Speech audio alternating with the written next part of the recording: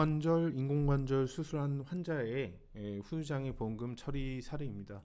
이분 같은 경우에는 자택에서 넘어져서 다쳐서 응급실에 내원이 되었고 고관절 골절이 확인이 됐습니다. 그래서 주치의는 이렇게 고관절 인공관절 수술이 필요하다 해서 수술이 시행되었고 전신 마취 후에 시행이 된 겁니다. 그래서 이분은 이제 보상 청구를 했는데 수술비하고 입원비 이런 정도만 처리되고 마무리가 되었습니다.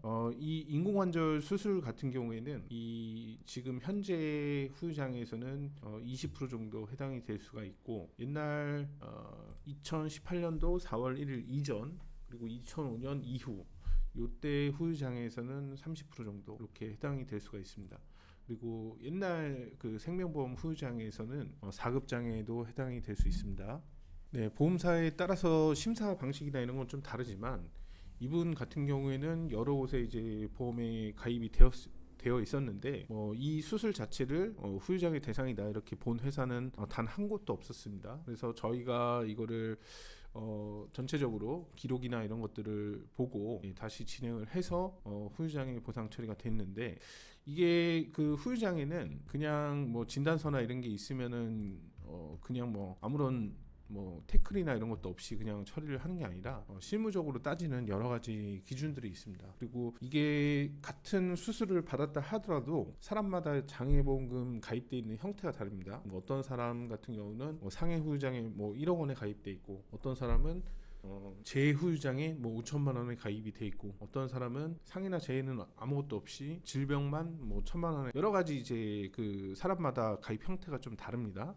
그리고 이 사고 경위도 다르죠. 지금 이분 같은 경우는 고관절의 골절인데 대퇴골두의 골절인데, 이게 다치게 된 경위나 이런 것들도 사람마다 좀 차이가 납니다.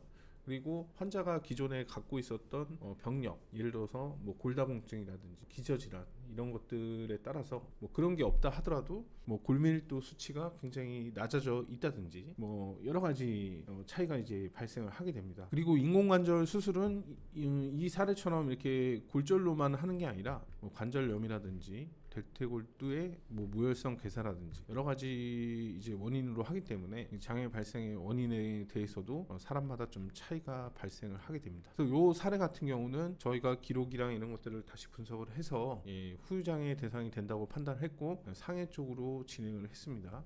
그래서 진행을 할 때도 이렇게 보험사가 이거는 이제 병원의 의무 기록인데, 이 보험사 직원이 내원을 했다는 사실을 이 병원에서도 남겨놓게 됩니다.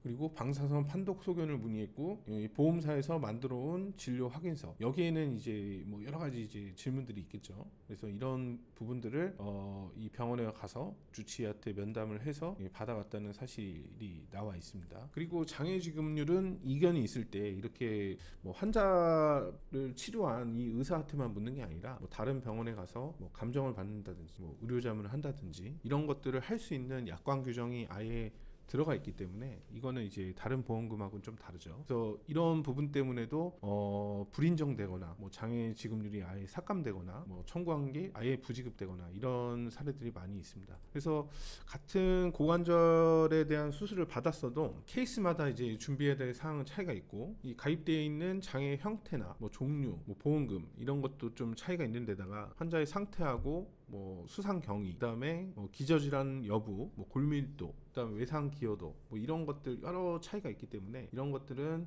전문가와 함께 기록들을 살펴보고 보험사가 따지는 여러 사항들에 대해서는 완벽하게 대비를 한 후 청구를 진행하는 게 좋습니다.